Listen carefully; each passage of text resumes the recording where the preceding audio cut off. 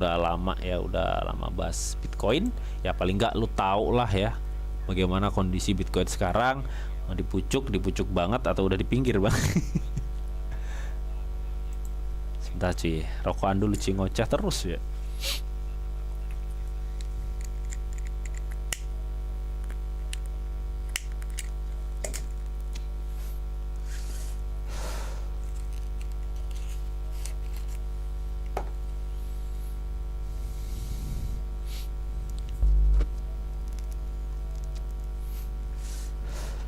Bisa nggak bang kira-kira harga Satway tapi stok resinya turun? Bisa, bisa banget. Apalagi lu cek di time frame yang lebih kecil. Semakin kecil time frame, kalau lu acuan stok RSI itu semakin ini teman, apa namanya, nggak akurat. Itu kalau menurut gua kurang akurat, bukan nggak akurat ya, tapi kurang akurat. Karena semakin kecil time frame yang lu pakai, lu kalau misalkan trading beracuan stok RSI, itu penurunan atau persilangan dalam stok RSI itu semakin cepat gitu. Makanya jangan cuma beracuan sama stok RSI ya. Makanya kan di sini gue pakai beberapa yang nggak hanya stok RSI aja, dan itu gue gabungin dan outputnya kesimpulan gue untuk menganalisa. Jadi seperti itu. Dan gue juga melihat ya bagaimana kondisi sentimen ya, paling nggak sentimen. Nah, apakah ada katalis yang memungkinkan market itu bisa bergejolak lagi gitu ya teman. Jadi itu yang penting sebenarnya itu ya. Kalau analis teknikal tujuannya sih apa sih? Analis teknikal apa sih tujuannya? Cuma tujuannya itu sederhana men. Kita analisa itu tujuannya sederhana.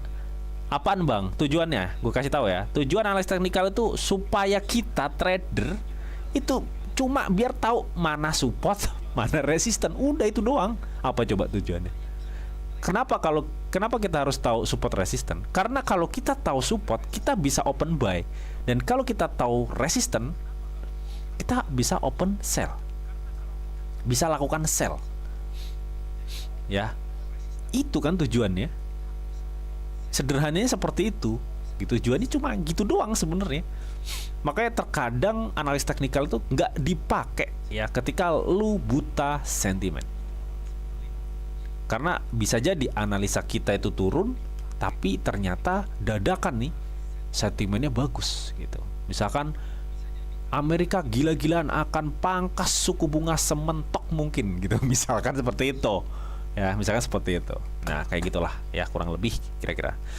Oke, kita lanjut untuk request PP ini tadi ya dari Mas Excel sama Mas Herman. Oke, kita gas PP.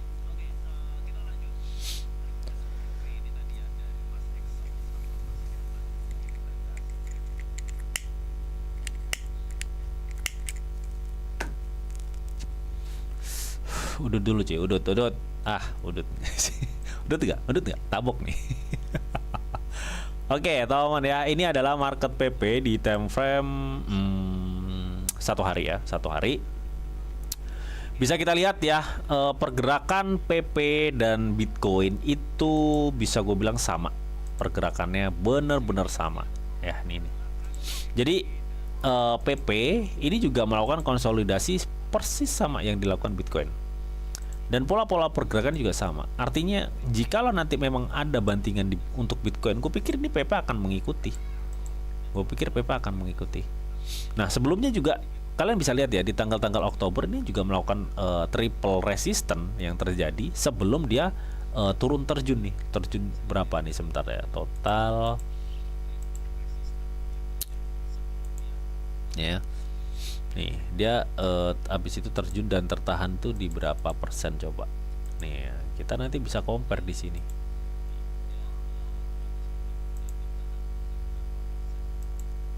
Loh, sebentar salah cuy. Dari titik resistance terakhir ya sampai supportnya, higher low-nya tuh turun 29%.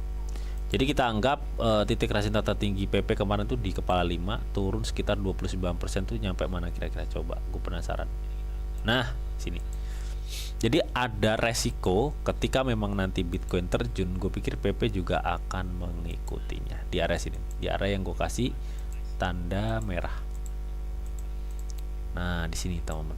Ini area mana, Bang? Ini area sekitar kepala berapa nih? 35 ya, 35 36 itu. Ya, jadi harap hati-hati banget ya cuy. Harap hati-hati. Harap hati-hati banget ya. Ini ya gitu kalau gue cek ya. Dan kalau kita cek ya secara volume per gue live sekarang ini banyak jualan. Oke lah, mungkin untuk mungkin ya di time frame short termnya gue pikir ini akan ada suatu kenaikan ya.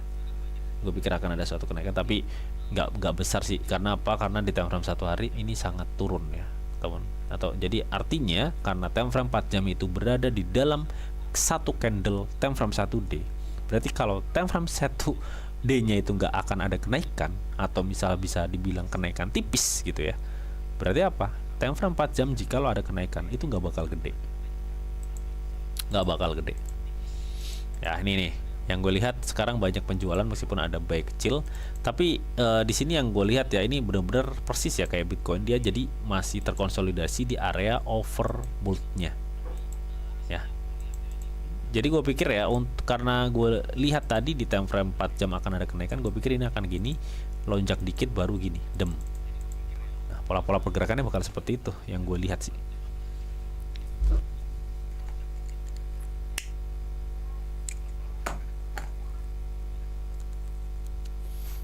Untuk PP ya, hati-hati lah pokoknya, hati-hati.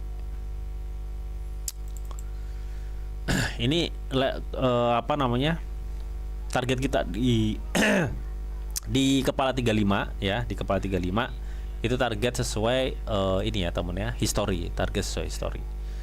Nah kalau misalkan kita beracuan kepada stochastic bang, stochastic apa namanya, Fibo itu kira-kira sampai mana? Oke, dari Fibo kita bisa beracuan support terendah ya. Nah sini. Kalau dari Fibo yang gue lihat ya, untuk area 0,382 itu ada di sekitar 42. Sekarang per gue live harga PP di 44. Ya, jadi ada chance atau kemungkinan dia akan masih dipertahankan di area sekitar 40 sampai 42 inilah. Gue pikir seperti itu. Dia akan masih mencoba untuk mempertahankan area ini. Ini area sekitar 40 sampai 4 ini ya. Pokoknya di situlah teman, 40 39 itu akan mencoba untuk mempertahankan itu. Tapi kalau itu jebol ya udah wassalam gitu.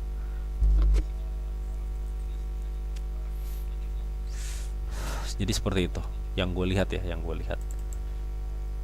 Apa bener bang ini short termnya akan ada kenaikan? Kita lihat aja, kita lihat aja. Short termnya juga ini mau rawan banget men, tapi paling nggak kan yang kita lihat masih adanya chance ya untuk naik memang kalau short term ya. Intinya sekarang gue cek di time frame 1 hari ya, cek di time frame 1 hari. Gue pikir kalian semua harap hati-hati ya, karena memang yang gue lihat di time frame 1 hari nggak hanya Bitcoin tapi hampir seluruh altcoin itu tinggal tunggu diturunin dulu. Intinya seperti itu ya teman ya. Oke. Jadi kalau lu tanya terdekatnya PP akan turun kemana, gue pikir dia akan di 42 ya. Ada penurunan di 42, dia akan bertahan di situ ya sampai di 39, 42 sampai 39 itu untuk terdekatnya. Nah tapi kalau lu tanya kalau misalkan ini benar-benar crash, lumayan bang, ini sampai mana? Gue pikir di 35 lagi potensinya, ngeri ya, ngeri cuy. Ya gue berharapnya sih di sini aja ya bisa bertahan gitu di area sini. Ya, ini di 4 ya, sekitar 4 atau di kepala 39 di situ. Oke, jadi mudah-mudahan itu ya bisa menjawab ya pertanyaan dari beberapa teman-teman semua yang request PP. Oke, next ya. Oke, berikutnya di sini ada Shiba Inu. Ini kebetulan request dari Mas Yahya Munandar.